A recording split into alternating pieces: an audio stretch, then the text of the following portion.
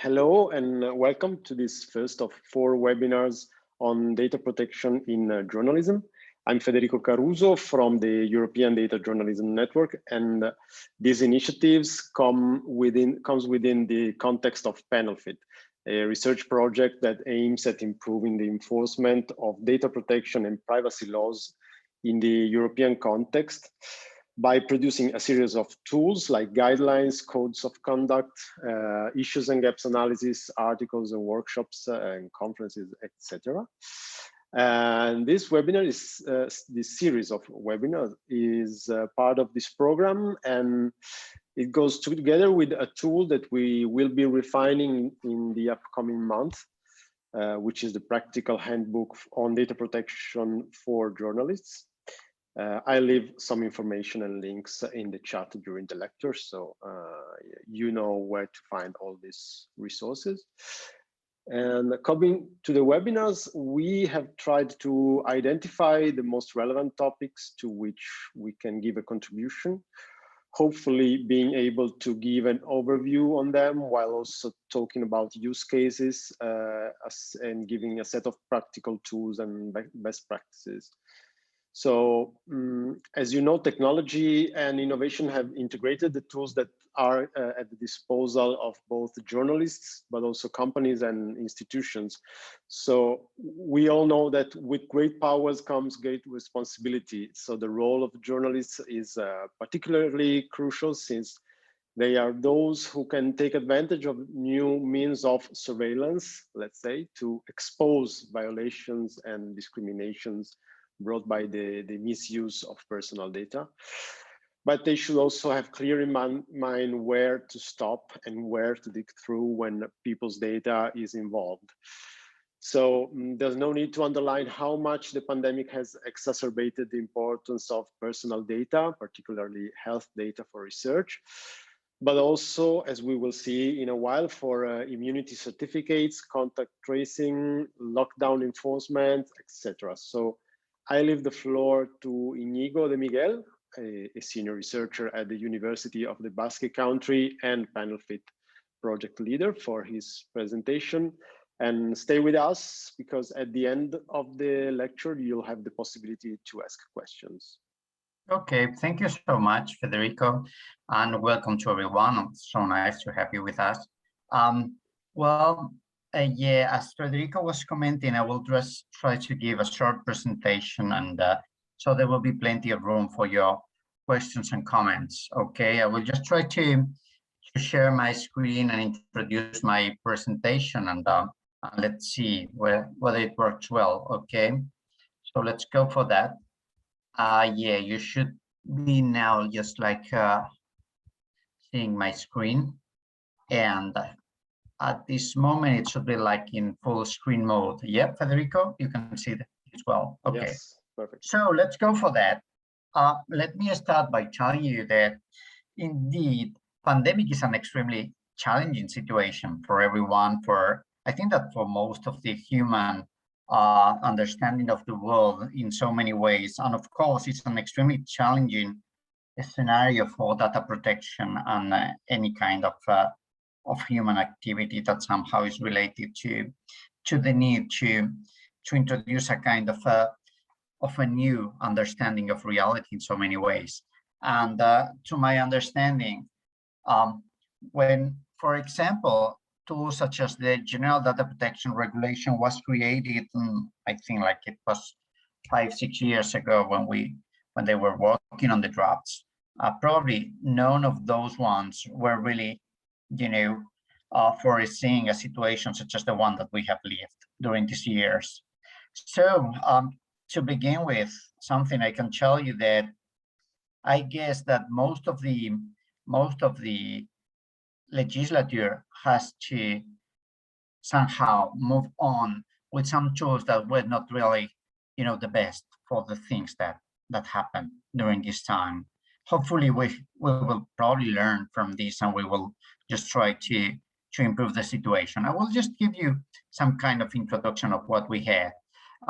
When we are dealing with such a situation, there are several main topics that need to be addressed. And they have to do with the uses that will be giving to personal data. In pandemics, in a few crises in general, you can use those data for different purposes. One of them is that you could use them for public health purposes. You could also use them for healthcare purposes. You will use those data for research purposes, and you will also use data to trace and isolate infectious people. And you could also use personal data to facilitate movement on how restricted. It depends on the way you put the focus on. So that's more or less what we will be addressing during this time, and I will be, really happy to comment on these and have your questions and comments. So let's start for the most common ideas that you should have in mind. In general, personal data cannot be processed. So the idea is more or less that data is something that really has to do with you as a data subject. And in principle, no one can process your personal data. This is particularly true in the case of some special categories of data, such as, for example, health data, genetic data, biometric data, and so on. Those are data that were traditionally called especially sensitive data because they were much linked to some especially important information about you. So in order to process, especially this kind of data, you need to have two conditions that really work well in practice. One is that you have to avoid the general restriction to the processing of this data. And to this purpose, you need to find an exception to the general ban of the processing on special categories of data as defined by Article 9.2 in the General Data Protection Regulation. Once you get it, then you need to find a kind of a legal basis that justifies data processing. And those are included in Article number 6.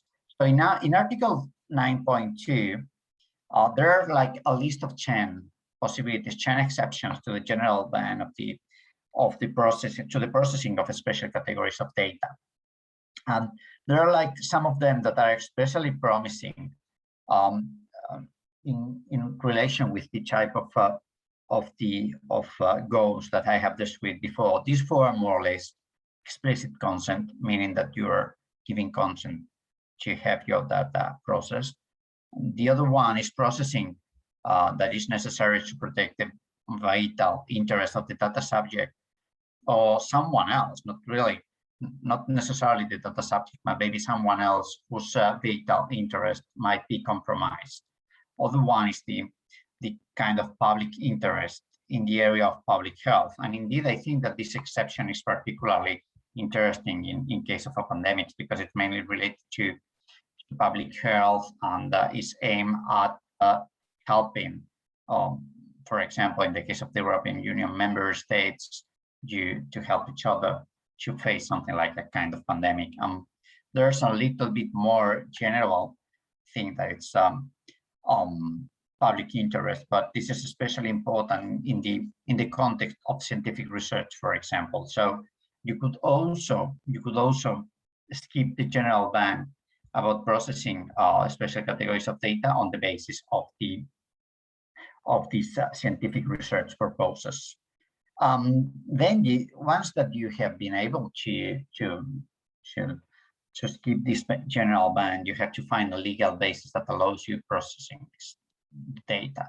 And there are like four that might be applicable to processing of health of data in a kind of pandemics. Those are more or less consent again. Also, the idea of vital interest of the data subject or another natural person. That is more or less the kind of database that is only applicable when it's not possible to use any of the other ones. You could also have the idea of public interest, of course, and then finally is the kind of legitimate interest pursued by the controller or by a third party.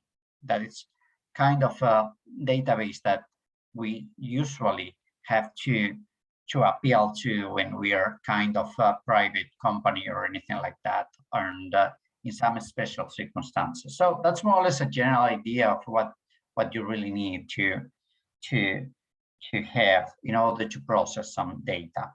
And now I will try to organize more or less how you could use all these tools and how you should balance them with principles and so on when you use data for different purposes.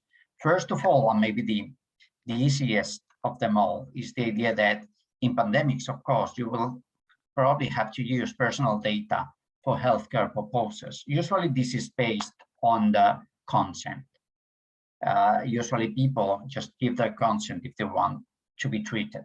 Okay, that's more or less what we have in terms of healthcare. But sometimes consent is not possible, so then you could also proceed to process data on the basis of vital interest. In any case, and this is something important, you should never make a confusion between informed consent that is directly linked to healthcare treatment and consent that is given in order to have your data processed, because it is not the same thing. Someone could give consent for one of those things and could give or could not give you consent for the other one. So it's quite different, okay? And sometimes it really, you know, especially for example, in my country, in Spain, sometimes it's like a kind of terrible thing that people are mixing both types of consent when they're totally separated. I will try to anticipate an example on this. For example, when you're in the context of clinical trials, even if we are talking about research, this is crystal clear. For example, someone could give his or her consent to be part of a clinical trial, but this does not necessarily mean that he or she is willing to provide his or her consent to the kind of sharing their personal data. Those are different things, okay, at least conceptually. So they are different. That's what we have. Then, if we are just talking about using data for public health purposes, well, this is usually or could be based on the idea that is reflected in article. Oh, sorry.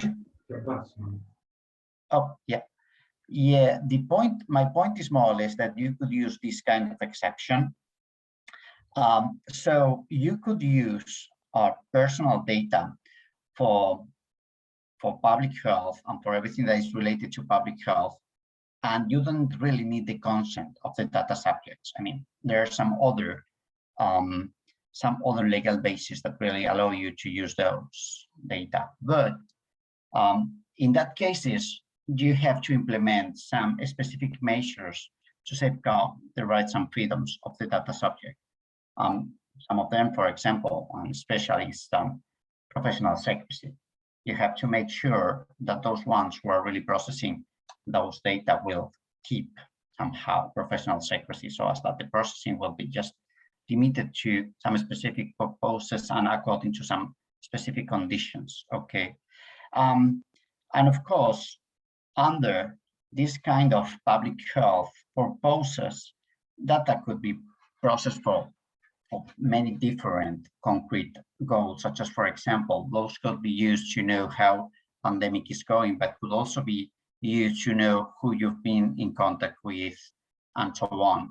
So sometimes the most difficult thing that you have here is that you will probably have to trace a kind of boundary on the concrete limits that this kind of use of data must be implemented. And this usually has to do with the concrete laws that have been approved in each and every different member state. Probably situation will be quite similar, but there could be some important differences between EU member states, for example, because the limits and the proportionality could be different from a country to another. Okay, so this is a general idea, but there could be some very different practical consequences depending on the member state where you are. And if, for example, you are in a country such as Spain with different regions with different laws, there could be differences even between the regions in this, okay? So that's more or less what we have. Then maybe one of the most challenging issues, that is the use of personal data for research purposes.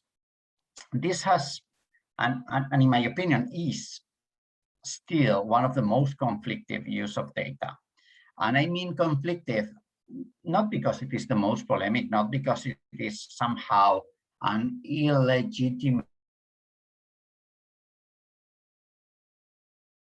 use of data or anything of theoretic framework regarding this use of data is not so clear in practice. In theory, more or less it is. So this has to do with some evidences. First is that traditionally, in order to use personal data for research purposes, we needed to have the consent of the person. This was particularly true in the old directive. In the old directive, it's informed consent really was plain for everything related to research purposes. So what really happens with that is that according to the new regulation, it is no longer the same way. I mean, now we got different legal bases that apply to the use of personal data for research purposes. And I think that in general, informed consent is not really even the best legal basis, okay, in order to use data for research purposes. There are some others that might work better.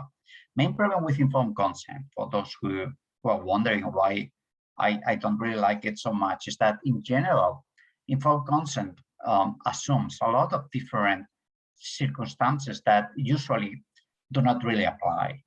These circumstances are more or less that the balance of power between the patient and the physician is quite well balanced. In practice, so many ways it is not the case. The best example probably is that of the clinical trial.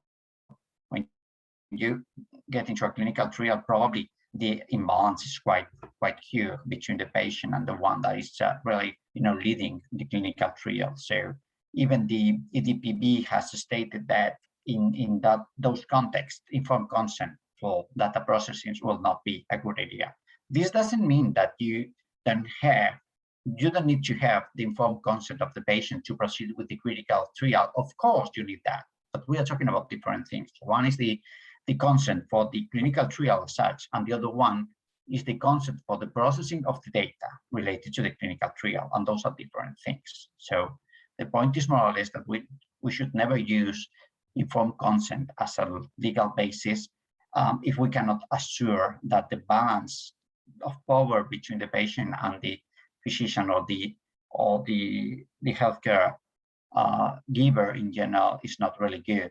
There's indeed a much promising alternative base for the processing. That is just the idea that we will use those data for scientific research. That is a quite wide concept that is more or less open to most of the things that you could do with data in a quite traditional conception of research.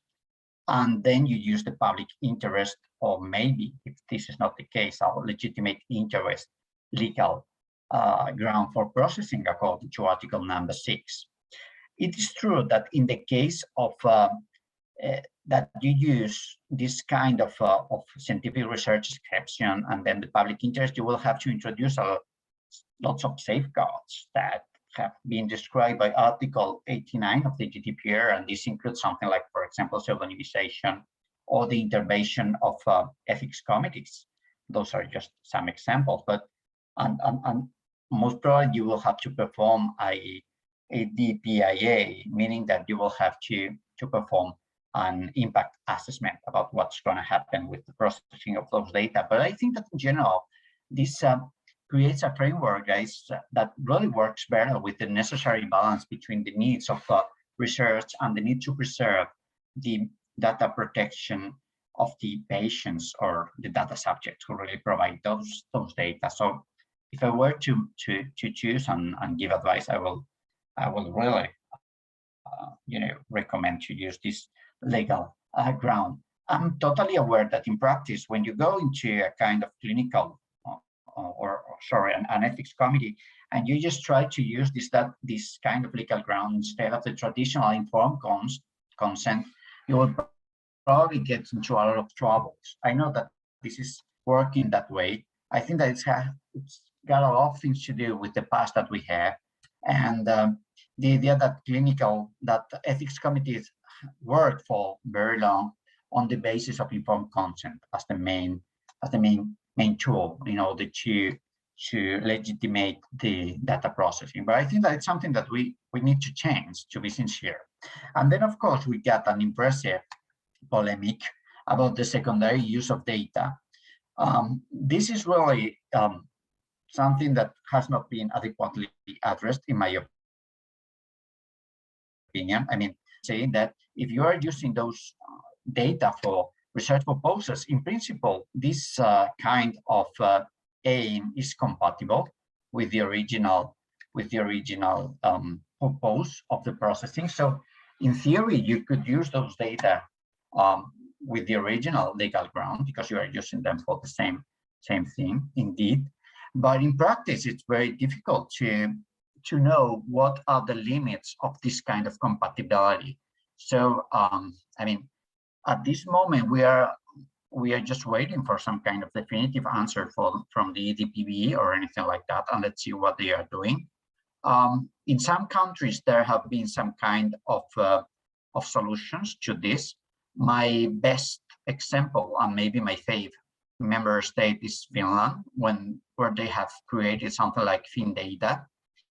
FinData is a kind of tool of institution that is that was created only with one finality. That is that FinData is just, trying to give an answer on whether a concrete proposal is compatible with the original or not. So they got a kind of agency that it's just working on this topic at this moment. To my knowledge, I'm not really a huge expert about what the Finnish are doing, but I know that they have created FinData, and FinData is aimed at this proposal, and I think that's a really nice idea. Then, and I will try to go a little bit fast just to give you some room for the discussion. We get the use of some very special type of personal data. Those are what we usually call geospatial data, meaning in general both location and proximity data. Those are different types of data, indeed. Location data are those ones that more or less tells where you are. So, for example, now we are creating some kind of location data in our computers. If you have done nothing to avoid that, we are probably saying, Google, yes, I'm connecting from this concrete town, and I'm here. And probably Google is now like saying, oh, take a look at Federico Caruso. He's at home. How nice. And so Google knows that, You don't really need to get vaccinated to give Google this kind of control. They already have it. So, I mean, for those who were really looking forward, to giving all this power to whoever, yeah, I think that they already have most of it, because whenever you are being traced by lots of location data that you give, someone is now continuously produced, and most of our devices are providing this kind of location data. Sometimes they are totally needed. I mean, in the sense that you really need to connect with a kind of server, or you really need to connect with an antenna or whatever that is providing you the service. So you cannot avoid somehow giving those kind of data. So the idea is that those location data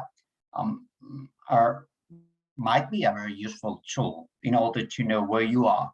But there are also another type of data that are also very useful. Those are proximity data. Proximity data don't give a kind of concrete location of you. They just give you a kind of information on whether you are near to somewhere or someone else. Well, not really someone else. What location data say is whether you are near to another kind of device, okay? In general, if you get, for example, a mobile phone, and it's got an identity, the only thing that someone could know about you is whether your mobile phone, your personal mobile phone, is quite close to someone else's personal mobile phone.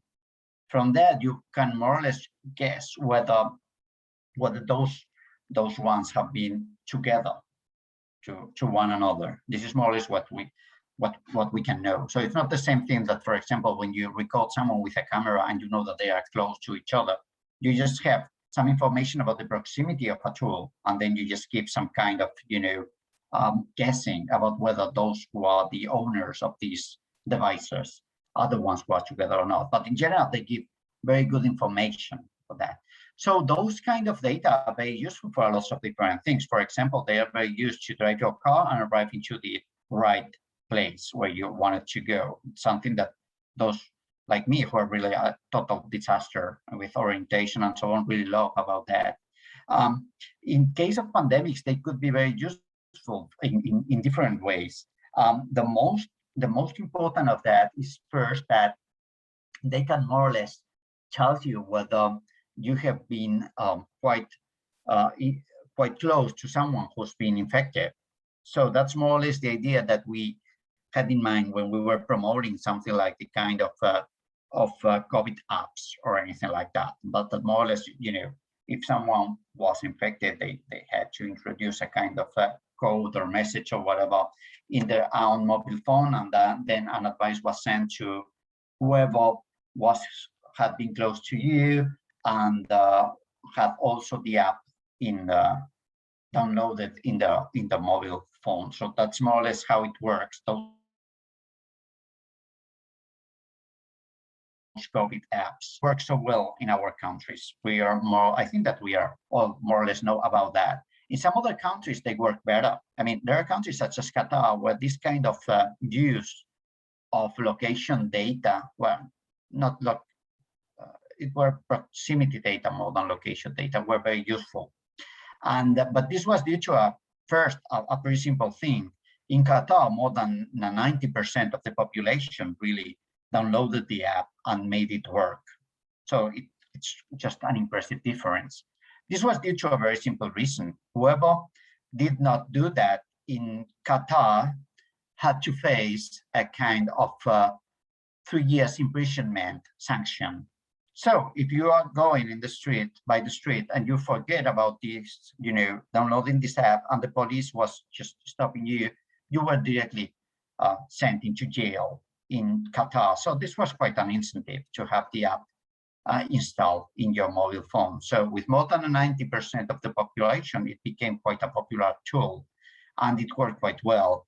Moreover, Qatar combined that with a kind of immunity certificate system, meaning that in order to enter into a concrete place, you had to show the app, and depending on the color of the app, you could enter a space or not. In fact, Qatar had 4 different colors. They had like red, you are infected; yellow, you are a positive contact of an infected, and so you get to isolate from the rest. Then you have green, that's like someone that is a contact of someone who's been a contact of an infected one. So you could go by the streets and do a lot of things, but you could not enter into some concrete spaces. And then you have the green, and you could do whatever in the world. So that's the way they did it. But in the EU arena, that would be impossible, because what we had quite clear here is that that's not proportional. That's not a good idea and a proportional way of using this kind of data. So that was not approved in our system. There was also another way of using, in this case, it was not proximity, but location data. They could be used to ensure that someone who needs to be in quarantine or isolated at home was indeed at home. This was implemented by the Israeli government in Western countries, and it worked for a time, but afterward the Supreme Court in Israel said that it was not working well with data protection due to data protection issues, and it was not longer applicable. But I'm not really sure on whether this could work well or not, because indeed, as I was mentioning, the only thing that you could know is whether the mobile phone, for example, is at your home. But it's quite easy to try to just keep this kind of control. You just leave the mobile phone at home and you go without it. So it's pretty easy to do that. And I think there's an alternative tool that we have not implemented in our countries. That is what we usually call venue tagging. Venue tagging is where I think it's a much better idea. Venue tagging means something as simple as this. You just introduce kind of QR in closer space, for example, in a bar or a restaurant. When you get into this bar, you just use a very simple app to recall the QR of this concrete space in your mobile phone. You give no any kind of personal data. You don't have to share any code. The only thing that happens is that if the public health uncovers that there's been a kind of infection in this concrete space, and you have been there at this concrete moment, you will receive a message in your app telling you, oh, there's been an issue in this concrete space, so you might be affected by that. And then you will remember more or less what you were doing in this restaurant or bar. You will probably know whether you were, I don't know, in the inside of the bar for how long, whether you are vaccinated or not, and you will take your decisions. But one of them could be, for example, go to a kind of a healthcare facility and have a test performed on you. So that's more or less how it works. It just gives you an idea on whether you have been in a risky space. That's the idea of being touching. And the main difference with rather COVID is that you don't have to introduce any code. You don't have to tell no one you are infected. Is that you are just receiving a message when you have been in a risk space. So it's a completely alternative approach that we are now trying to push. Indeed, in the United Kingdom, there was a kind of idea that about that, but it was so terribly thought and that it really went into nothing. But it was due to the conception that was really absurd. And I could tell you some details afterward if you want, but more or less is what happened. So let's go for the last thing that I will comment on you. The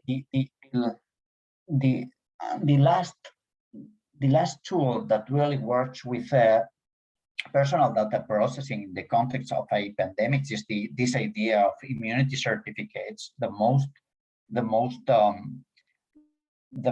Sorry, I went the other way around. The most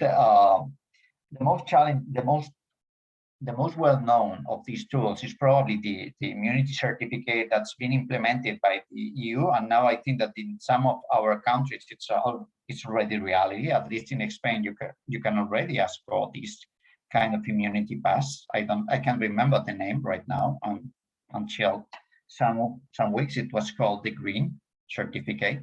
So the idea is more or less that if you can ensure that you are not infected, that you will not be a danger for anyone else, you will be able to travel from a member state to another. So in principle, and according to the Commission, this is really meant to facilitate movement between the member states. Criticism is more or less affirming the opposite, that it's really creating a kind of discrimination, and some people will not be allowed to travel or anything like that. Well, this has not really a lot of things to do with personal data processing and so on. I don't think that there are not so many challenging issues regarding personal data processing. I know that some people are just concerned about security and cybersecurity issues, and I think that this is a nice argument, but it's not really related to personal data processing. In general, I think that whenever you are using this tool, you got an splendid legal base that it's kind of public interest and so on, and so it's perfectly possible. So the main issues probably are related to the proposed limitation. I mean, you should, on the states should only use those data for the purposes that they have declared this data will be used for. And the other thing is the storage limitation. In principle, they have assured that this data will not be kept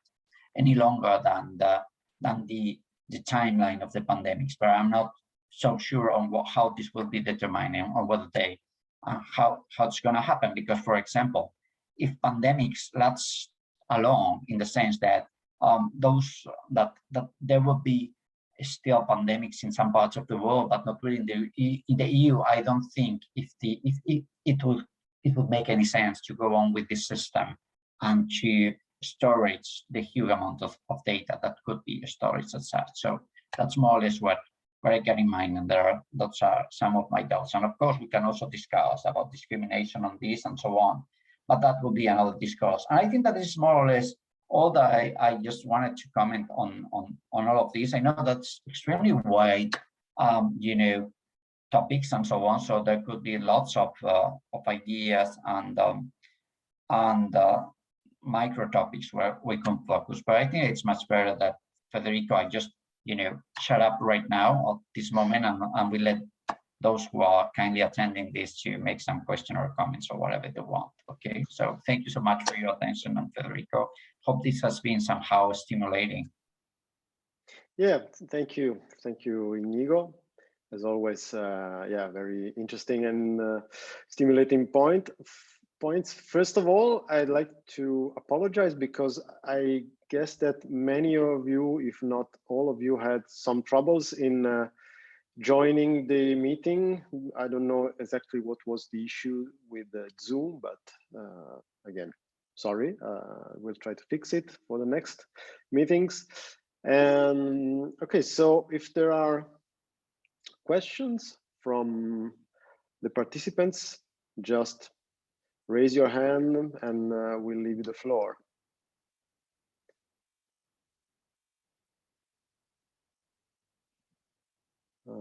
Otherwise, I have a, yeah. That's a question, yes. Is there a question? Yeah. Okay, yeah, Francesco, and then Mario. Okay. So, sorry. Yeah, can I go ahead? Yeah, go ahead, Francesco, thank you. I'm a Reuters journalist. My name is Francesco Canepa, and my question is, given that vaccination passports have existed for as long as I remember, and some countries, even now, require that you have one or another jab before you can get in, what's the big deal right now? So why is privacy such a concern, considering that, for example, in the country I live in Germany, a vaccination passport is issued to every citizen and records everything, all the vaccinations you've had, and obviously there's that information also sits somewhere with the Ministry of Health. Yeah, that's a good question. I mean, a little bit of hysteria about that. I mean, personally, I'm quite skeptical about whether those certificates will really give the states any new information about you. I mean, if you consider about the type of information that they include, they are only telling one thing. They will be revealing whether you have been vaccinated, whether you are free of COVID because you have performed a test, and so or whether you have had it before. So in general, it's not so much information in so many ways, and it's not like saying whether this one is suffering a kind of a terrible health condition or anything like that. Most people might be concerned, and this is the real thing, that this information might be misused. I mean, that someone is taking all this data, and for example, it will be used for totally different purposes than those that have been declared. I'm quite skeptical about that, to be sincere. I mean, I don't think that no one will gain access to those data. That would be so difficult. I don't think that the states will use that for anything else. What could it be in practice? I mean, it's not so relevant in so many ways. And there's indeed a difference between the traditional vaccine passport, for example, related to yellow fever and so on, because those passports only contain some relevant information from a concrete member states where you did not live and where you will never be, and so on. And indeed, it was not relevant for your own one. For example, Francesco, if you are living in Germany and you will try to find a new job, and you just say, I've been vaccinated against yellow fever, I can tell you that nobody really will worry about that. I mean, it means nothing in general, knowing, but it might be that it could have some kind of consequences if you are vaccinated against COVID or not. So it could make a difference, I mean, in the way that you will be treated in your own country or in the way where you are living right now due to this information. But I'm quite skeptical that this really makes a change, for example, in the case of Germany, because probably if you are living there, Germany knows perfectly whether you have been vaccinated or not. They will know perfectly if you have performed a test or not, and you are suffering from COVID and so on. I mean, the only thing that might happen that they don't know is that you are not suffering, being true, but that not really revolves nothing new to Germany. So I share the idea that it's maybe, I mean, it's not really the most important thing, this kind of worrying about the information is revealed by immunity certificates indeed. And so I guess that I answered somehow, Federico. Yeah, I guess so. Yeah, Francesco is saying you. Thank you. So Mario, if you want to unmute yourself, and yeah, well, also you can turn on your camera if you want. Okay. I probably will not turn it because I have to speak pretty near to the microphone of my mobile phone. Okay. Yeah, I want to insist. Well, first, thank you, Iñigo, for the presentation. It was pretty interesting. And I want to talk about you, or I want you to insist about this idea of the reuse of data for other purposes that are compatible with the first one. I was quite surprised, but the GDPR not having more concepts or more information about the possibility of reusing data. So if we could could more information about that, or even if it's not information, Yeah, the GDPR states in general that there's a kind of limitation proposed, and you can only use the data for the purpose that they were gathered at the very beginning, so the original purpose. But the GDPR states that some kind of users might be compatible with the first one. So imagine, for example, that you have gathered some data and you have told the patients, and let's think about health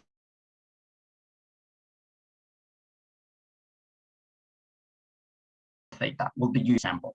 But then it comes that you are planning to use them for something a little bit different, such as, for example, breast cancer or anything like that.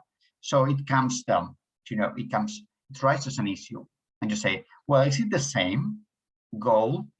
Did this patient allow me use those data for this concrete purpose? And there's some room for doubts in that. So this is what we usually call secondary use, that it's the use for a purpose that it's a little bit different than the first one. In general, the GDPR states that there are compatible purposes. An article, if I remember it well, it's article number 6, that it's giving you some instructions on when those users are compatible to each other. But, and this is the huge thing, and the greatest mistake, I wouldn't say mistake, I dare say the greatest headache that the GDPR provokes, is that they say, if you use those data for another purpose that is linked to scientific research, then this purpose is directly compatible. Okay, so they are saying, don't worry about that. Don't worry about the type of cancer. Don't worry about whether it is related with cancer, or whether you are using those data, for example, to make a research about COVID, or about even something totally different, such as, for example, I don't know, the happiness of people. Because if you take the GDPR in the way it is written, they are saying that this secondary use is compatible. So you can use those data again without having, without needing a legal basis for this kind of new processing. And this is very impressive, because in practice, it's a kind of, a general green light for research in so many ways. So the main problem is that some countries are not really willing to anything like that, and they're feeling like, when you are just looking to the unknown, and it makes you like suffering about the consequences. And so some of them are introducing some kind of of safeguards against it. And of course, Article 89 says that they could introduce safeguards, and maybe some of the safeguards are ethics committees that are really monitoring all this. And these ethics committees are the ones that are introducing some kind of requirements of this. Moreover, the GDPR also says that, for example, in the case of health data, member states could introduce additional requirements and additional restrictions to what is said in the GDPR. And for example, we are just introducing some kind of compatibility test into this kind of secondary use. So I guess that I'm more or less answering to you, Mario, but the short answer will be uncertainty. We got tons of uncertainty about what it is secondary use of data and what it is allowed or not, and there could be very different answers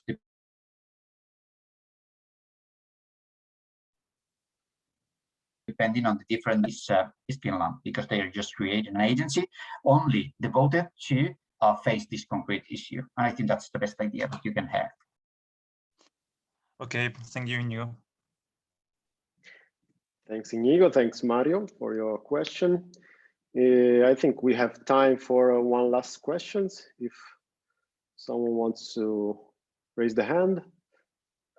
Otherwise, I'd have a quick one to end up this meeting, because one part of your speech was about the COVID apps and all that experience. That if I had to strike a balance, I would say it's more a failure than a success, since they were meant to help governments track the spread of the infection, and they didn't help that much in the end. But I guess that there were also good things that happened, namely the discussion that brought to the development of these apps in a way that is compliant with data protection issues and privacy and stuff like that. So if you should summarize the lessons learned from this process, so that next time we are able to develop an app that is both useful and respectful of people's rights, which ones would you say? Yeah, Federico, if I can summarize it somehow, I could tell you that in general, I think, and it's a little bit wider answer to this, but in general, one of the issues that we have faced during this crisis is that it looks like, for example, some kind of more energical governments, such as China, have been much more efficient in order to deal with this kind of situation. I dare say that this is not really the case, or should not be the case. But in practice, what is pretty clear, crystal clear, is that we are not. We are just kind of liberal state, so we have to deal with that. And I think it's an excellent idea that we have. But living in a liberal state with a lot of human rights implemented that cannot be violated in any way means that we will always have to follow one main principle. That is what we usually call the least restrictive alternative. Meaning that if you can choose between different tools in order to deal with pandemics, you should always try to use those ones that restrict the least all the individual rights. So in order to make this work in practice, I think that what we have learned is that we really need to have a lot of different tools at our disposal and learn how to use them in each and every kind of part of our lives. So the point is more or less that we will learn how to use location and proximity data for the next pandemics. I'm pretty sure that we will do that. We will learn from I'm sorry for being so pessimistic, but I think that there will be future pandemics, so it's much better to learn about that. And one of the things that we will learn is most probable that we have to be realistic about the real use that we could find in each of these tools. I don't think that rather apps could be so useful for some of the aims that they were created at the very beginning, but they could be extremely useful for some other aims. It will probably depend on what you are facing. I think that the mistake that we made, Federico, was pretty clear in this case. When we conceived Rather App, we were just conceiving something like, if you have been close to someone, we need to know that. It was not necessary in practice in so many ways, because for what we know right now, most of people got infected in some concrete spaces. So it was not really related to who you were sharing sometime. It was related with whom you were sharing some space. So key was the space, not the person. So we should have focused on these spaces. And we should have said something like, to make it understandable to you, let's forget about whether you have been near to Federico Caruso, or whether you have been in the same place where Federico Caruso has been, and whether this is a closed space and you have been more than 50 minutes in that space. And in order to know that, we will need nothing from you, Federico. We will just need that when you will feel so bad and go to healthcare, someone is just asking you, where have you been? And you will say, I've been in this bar and this other one and this other one.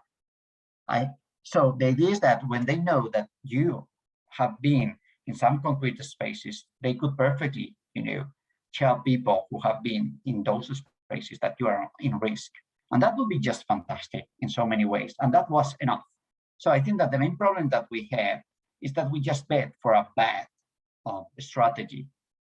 The tool was right, and the use of those data was right, but we just chose a bad alternative. And we just created a system that was depending on the infected person introducing a code and giving an alarm. It was too complicated. It was, and people had to reveal that they have been infected and so on. Didn't work. It was just something like that. So the thing that we have learned is that we have to deal with human psychology. We cannot really, believe in fairy tales because life doesn't work that way. So I guess that the most important thing is that we will have to learn how to use all different tools in the most efficient way, understanding human psychology. Because one of the main issues that we have had during this pandemic is that most of the decisions have been made by public health officers, but without understanding well human psychology, in my opinion. And this is what we will have to learn for the future, Federico.